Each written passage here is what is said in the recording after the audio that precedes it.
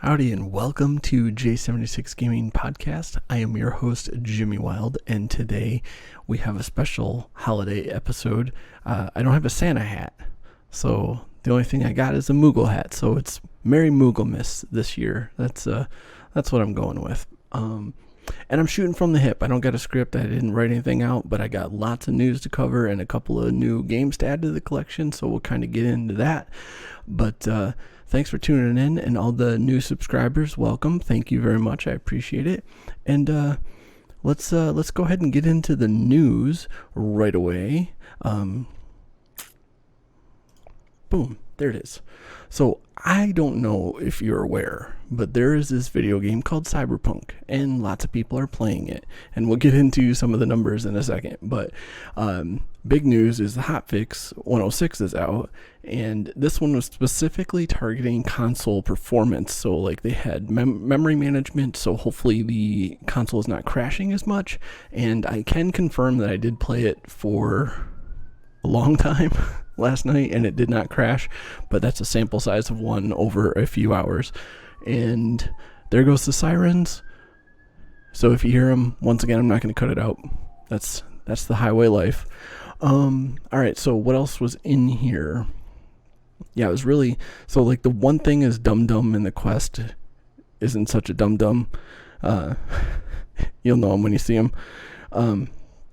And like I said, console specific was memory management, fewer crashes, and then on PC side they increased the save file limit so you hopefully don't get corrupted save files. But yeah, I did see a side note to that if you already have a corrupted save file, it's not going to fix it. It'll just prevent it from happening again in the future. So, all right, moving on. I got lots of Cyberpunk stuff. So according to Guru of 3D, Cyberpunk has sold 13 million copies. That's a lot. 8 million pre-orders. That is huge. So yeah, that's a lot. That is a lot. And it's just starting, because this is going to, once they drop a few patches and some of the bugs get cleaned up, and like the next year when the next gen versions come out, that's going to be a resurgence. People are going to be like, oh, now it's time for me to come in. And then also when they get some DLCs, and it's like, oh, reminder, I meant to come in and play that. So that number is just going to keep growing, especially, like I said, once they get some of the bugs worked out. And speaking of bugs, so yeah, Sony actually pulled Cyberpunk from the PlayStation Store because it doesn't run real well on the PlayStation 4. So yeah, and it's offering refunds. And I did see that Xbox kind of followed suit afterwards, but I didn't have a link to that. I think that was just on Twitter I saw that. But anyway, so yeah, if you got Cyberpunk on a PlayStation 4 and you really just don't like it because it's too buggy, then you can return it. But I don't know. I haven't personally played it on PlayStation 4, so I don't know how bad it is, but I kind of want to try it now. So I may see if I can track down a disc version of the game and see if we can't load it up and see what it looks like. All right. Anyway, more Cyberpunk. And actually, I won't go through much of this. I actually meant I was going to take this out of there, but I'll put a link in the thing. This is just talking about the performance of Cyberpunk on PC. But we have actually kind of covered this a little bit. Basically, if you want it to look good, you need basically at least a 2080 Ti or a 3080 or like the 6800 XT or 6900 XT from AMD. But like I said, I won't go through, I don't need to go through someone else's numbers. You can read that on your own. One thing I will show is this thing is amazing. So this is a custom Cyberpunk Xbox Series X. Look at that. How amazing is that? Like, I want that so bad. Like, first of all, For those of you that ever seen my cars, black and yellow is a favorite combination of mine. But yeah, that thing is gorgeous. And actually, these pictures don't get any bigger, so you'll have to kind of check them out on your own. But yeah, the thing is just beautiful. I would love to have that. All right, so that's it for the Cyberpunk stuff. So I think, yeah. So let's move on to kind of like general game stuff. And this is one of those things where, once again, I'm not going to go through all of it, but for those of you that are not aware, Diablo IV is coming sometime in the future, maybe in the distant future, but it's still coming. So Blizzard is putting out these quarterly dev updates just to kind of give progress, take feedback, and so they can kind of make make the game that people want, hopefully. So anyways, like I said, I'll put a link to this. You can go through it. But this one was really kind of item centric, and there's one thing in here that I did note about skills that I wanted to point out. So this one this has me a little bit worried, but I don't know. We'll see how it all plays out. But they're considering not allowing you to respec your character, like once you make them, which seems interesting. So if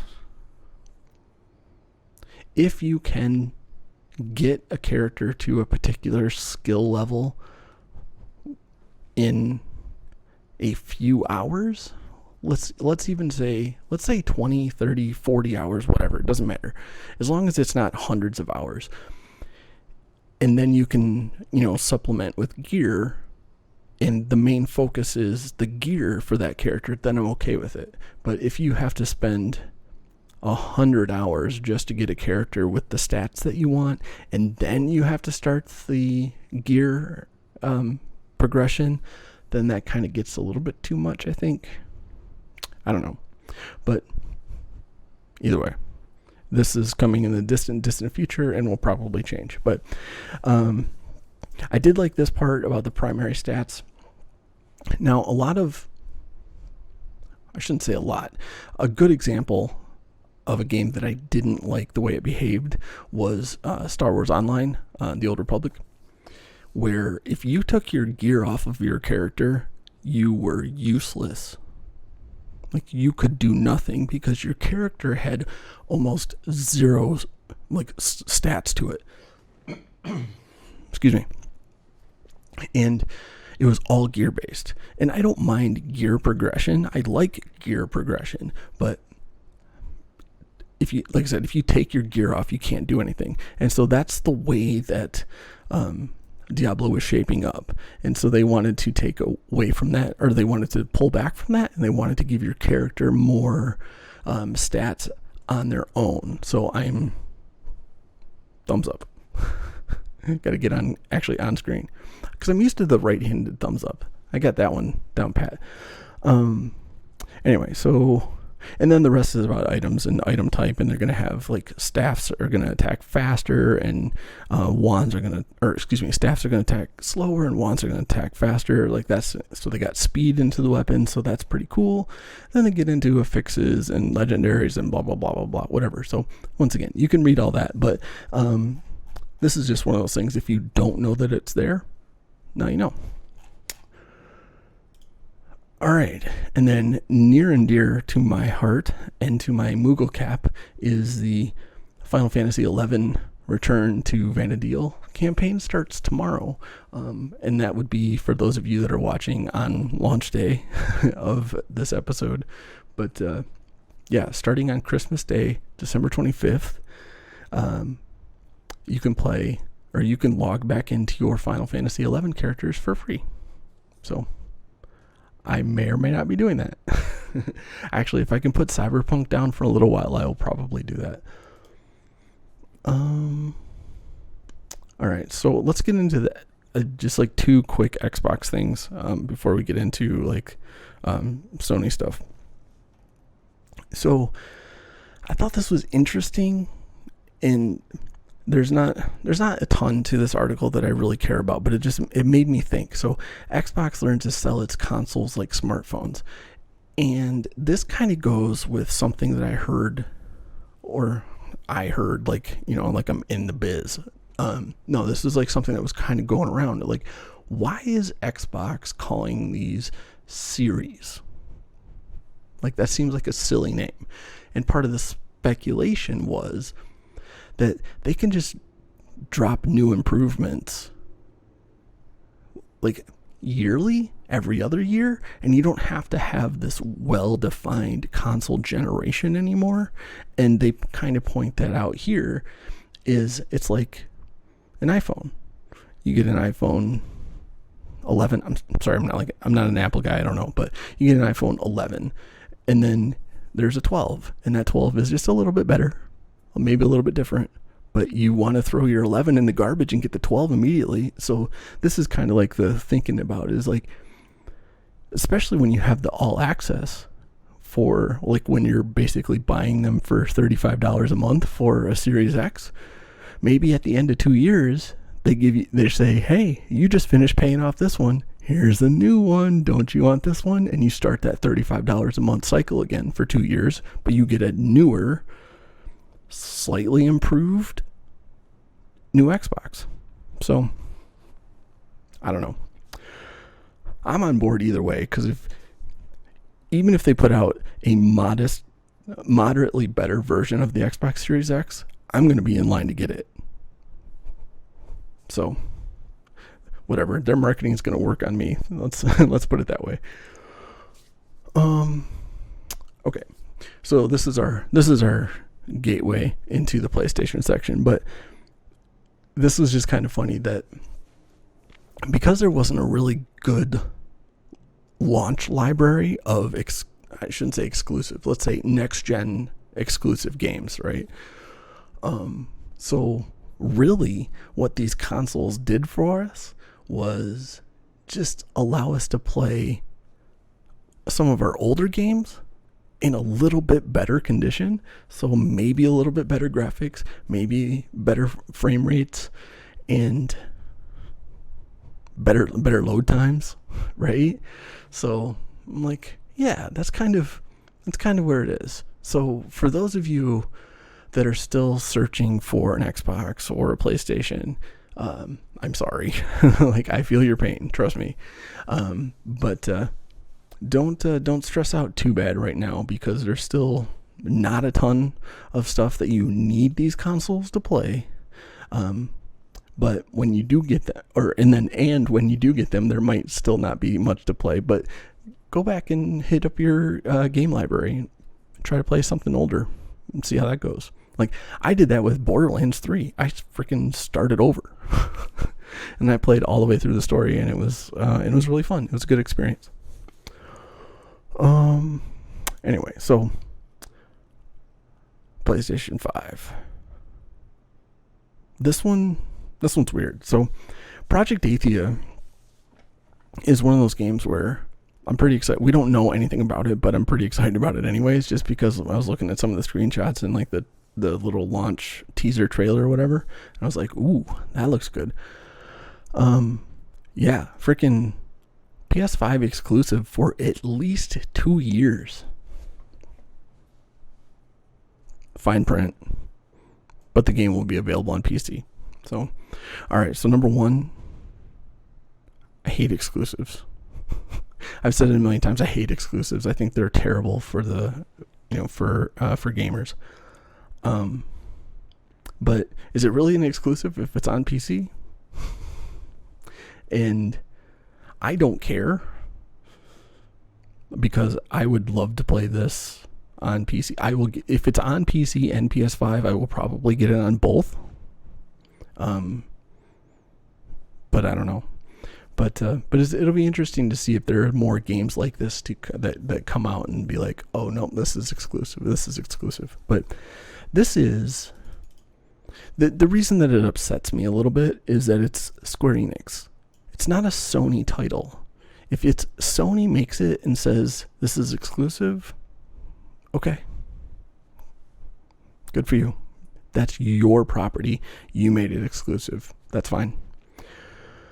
But third-party exclusives are, don't like it. But anyway. So in the other verse, there was a big concern when Xbox acquired Bethesda.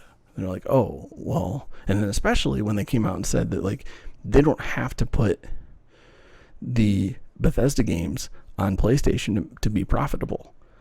And so I think a lot of people started to get a little worried at that point. But so then here we have Elder Scrolls 6. It looks to be coming to PlayStation 5 because Sony's got a teaser on their blog. So that's good news. Because, like I said, as much as I don't care, because I have both consoles, I don't care which one I'm going to. I guess I don't care which one I'm going to play it on. I'll probably play it on Xbox, but so this doesn't impact me. But I don't want people to miss out. I don't want PlayStation owners to miss out on games. Like, I really don't. Just like I don't want Xbox owners to miss out on PlayStation games. So, but anyways, that's just a little bit of good news, I would say. Let's see. So this kind of is the gateway into the next part of the PlayStation stuff. So PlayStation 5 just had the biggest console launch in US history. Yeah, that's a lot. And just think, I don't even think they talk about numbers in here. But it was a big deal. So, but the thing I wanted to say about this really was, just imagine if they actually had enough stock. How big it could have been. Come on, Sony, get your stuff together. You two, Xbox, don't, like, you're not out of the woods on this one. But, so, yeah. Speaking of if they just had enough stock, I'm sure you've heard by now that there's botters and then scalpers trying to buy and sell these consoles, but this headline really, really puts things into perspective, at least for me. 20 million PS5 bot orders canceled by Walmart. 2 hours. 20 million. Wow. There are some consoles, Wii U, I'm looking at you, Wii U. I got the Wii U's over there. That would have loved to had 20 million orders in their lifetime. So, 2 hours. There were 20 million orders for PlayStation 5s that got canceled at Walmart. I wonder why their website was such a disaster every time they had stuff for sale. But anyway, I just thought that was interesting. 20 million. So now, to kind of go along with this, there's a couple of articles about, politicians wanting to ban consoles that are being botted and scalped. And I 100% support this. 100%. I actually, I shouldn't say this in a Mary Mugglemas environment, but I really want bad things to happen to scalpers. I think they're horrible people. But hopefully after all of this, we can get some, maybe get some action. But now notice both of these articles say UK. So I really doubt that the US would get their stuff together and do anything about this. But there's hoping. And of course, the big news that just popped off yesterday, I think. Wait, what's the date on this thing? 23rd. Yeah, yesterday. KFC's got a game console that will also heat your chicken up. So, whatever. Fantastic. So, I recommend watching the launch trailer or the reveal trailer because it's pretty hilarious. And the reason I like it so much is because it knows it's ridiculous. And sometimes when someone puts out some company puts out a trailer or a video, and they don't know that they're ridiculous, and they think that they're serious, and you're just like, look at it and be like, no, come on, get out of here. Now this video, I wish I could just play it for you, but go watch it. It is awesome. And like I said, I'll have the links in the description here. But yeah. Now, some speculation on here is that it's more of a PC and less of a console, but they're calling it a console, I guess. But anyway, so let's just hit the highlights real quick. So they're working with Cooler Master to build it, and it is Intel based. Let's see.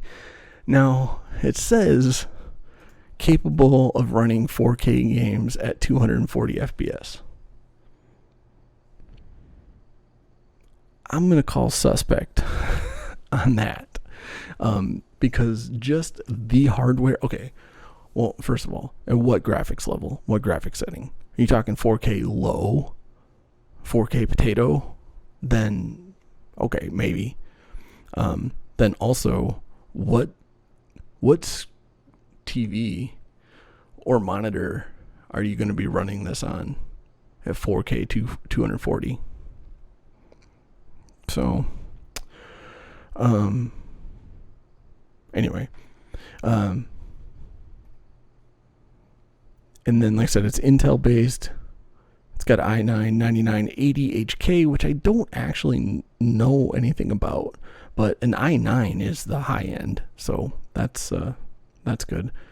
Hot swappable GPU, which is another thing that makes me suspect with the claim of 4K 240 hertz, because if you can just put whatever GPU you want in there, like, come on, whatever. Anyways, but storage is a pair of NVMe drives. So let's just think about all of this that we've just said, and then we have VR ready, supports ray tracing, blah blah blah, whatever. Okay, let's just think about all this. This is not a console, unless you're talking about a $2,000, $3,000 console, because I mean that's really what you're looking at here. Because I mean, seriously. But who knows? Like, maybe it would be fun. And like I said, it'll keep your chicken warm. So yeah, check out the KFC Gaming Twitter for their video. It's pretty sweet. And we're into the CPU section here, and this I just wanted to point out, like, I was really excited with AMD's presentation on the 5000 series CPUs. And part of the thing that I was excited about was that there was only 4 SKUs. You had your 56, 58, 59, and 5950X. I'm like, okay, that's cool. So, of course, they're now making the non-X versions and 65 watt variable or flavors. So, okay, that's fine.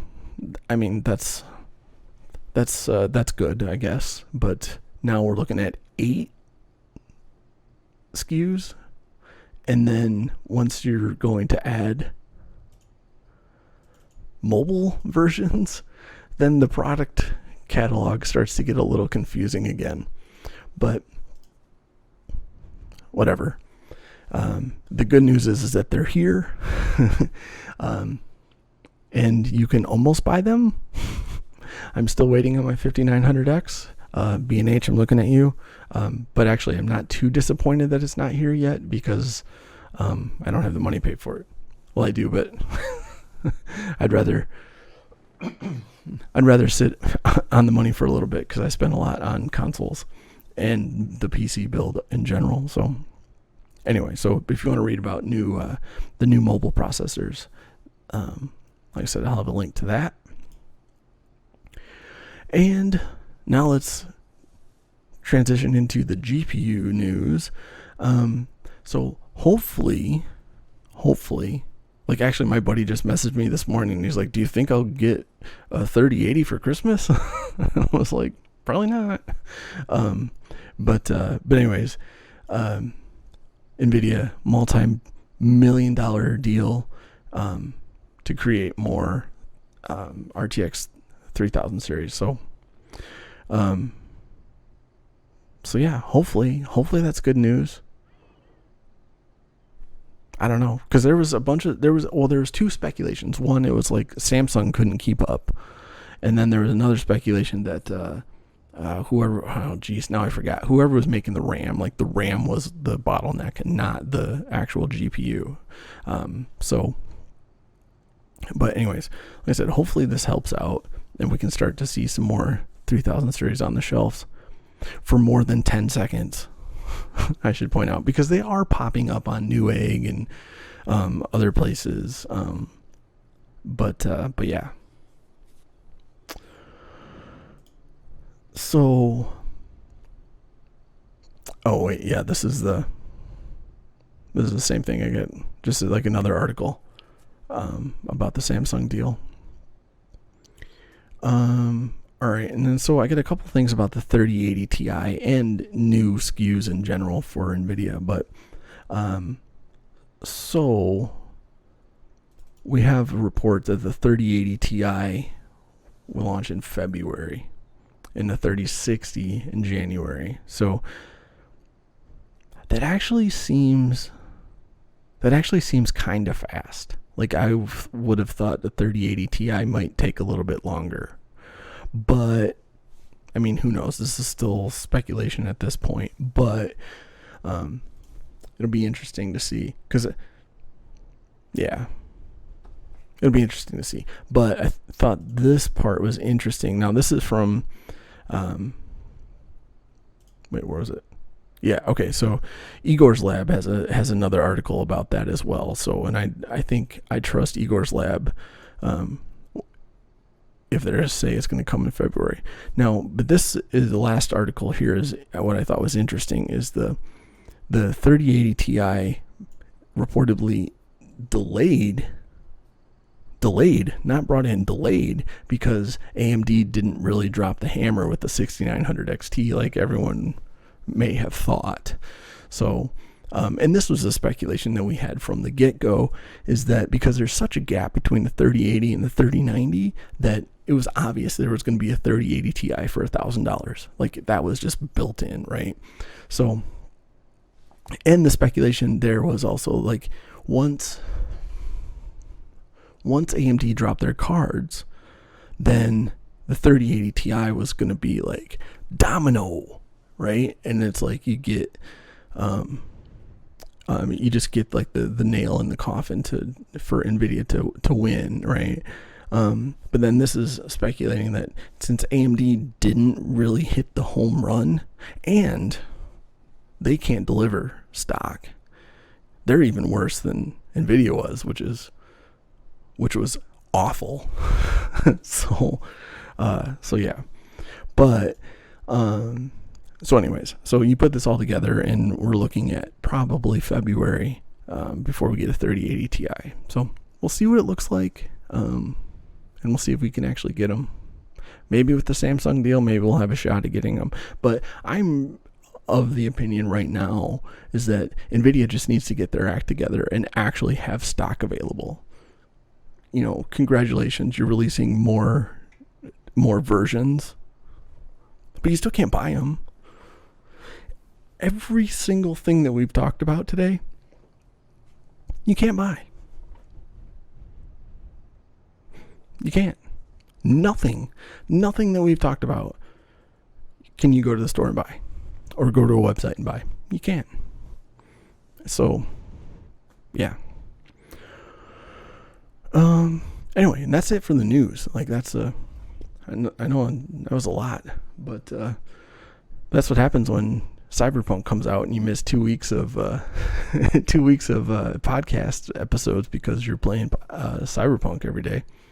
But anyway, like I said, that's it for the news. We covered a lot. Now let's just kind of go.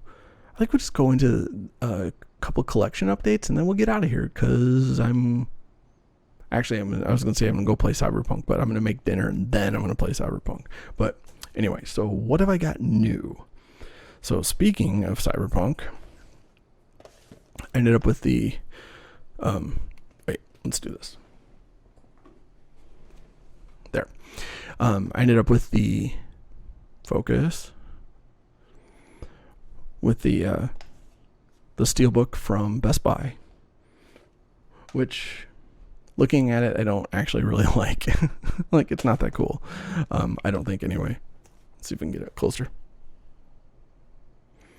I mean, I appreciate the artwork, but it's just like, I don't know, it's not that cool, in my opinion. I would rather have had just a steelbook of that. Like, that thing, that's a sweet ass picture. But it doesn't matter. It's all good. So random limited run delivery, Forgotten Anne. And I don't know really anything about it, but I was like, I have this soft spot for anything that comes up on limited run. I generally buy it. And then, speaking of limited run, the Shantae bundle. I bought the Shantae mega bundle. So that's got PS4,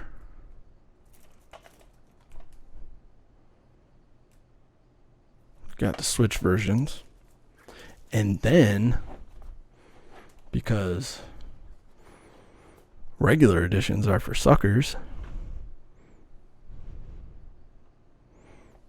we got 2 collector's editions, Switch and PlayStation 4. So yeah, that was a nice mega bundle. It came with a plushie too. I should have brought the plushie in here, but which is actually pretty cool. So yeah, I should have brought it. But anyway, so that's most of the collection updates. So I do have one, oh my god, collection update. So for those of you that have not seen or heard me talk about it, I am trying to complete the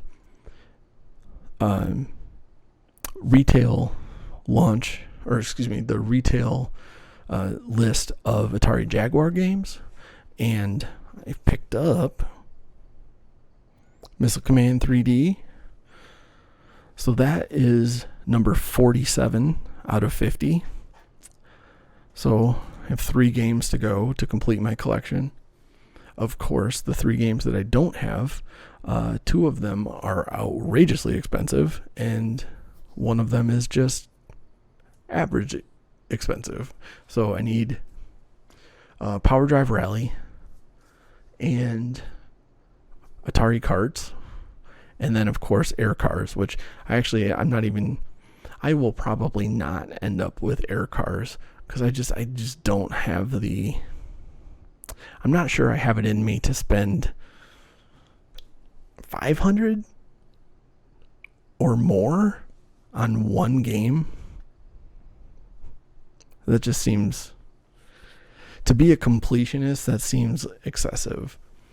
I mean, since I've been collecting Jaguar, I've only seen one for sale, and it was part of a bundle of other games, and it was like $1,300. And it was like, nope. So, anyways, like, I'm having hard enough. I'm actually rather annoyed with myself about Atari Karts, because Atari Karts, it was on sale, it was for sale on eBay for, I want to say $220. And now, and I was like, I'm not paying $220 for it. And so I kept waiting to try to find just like a cheaper one, and it never happened. And then the prices just skyrocketed. And now it's like you're lucky if you can find it for under $300, and it's more like $350, and you're like, dude, come on, get out of here. So, like I said, I got outrageous expense there, and then even more outrageous expense for Air Cars. So, but I am determined. Who knows? I do have a couple of duplicates of Jaguar games, so I'm wondering maybe, Or, you know, I do have tons. I have a huge collection of stuff, so maybe I'll be able to find someone that's got a copy of Air Cars and is like, I would trade you for something else that you have in your collection. So, who knows? But yeah, that's it. I think that's all I want to talk about. I'm going to do another episode next week for the new year. But I got a couple of Cyberpunk videos that I want to do. I'm having, like, you guys, I love doing YouTube videos. I want that to be my full-time job. I actually really kind of like my job, like my real job. But if I could somehow make a living making YouTube videos, that's where it's at. I want it. Let's make it happen. Anyway, so I will say Merry Moogelmas, Happy Holidays. Any holidays that you are celebrating right now, happy holidays. And I will see you next week for the New Year's Eve edition.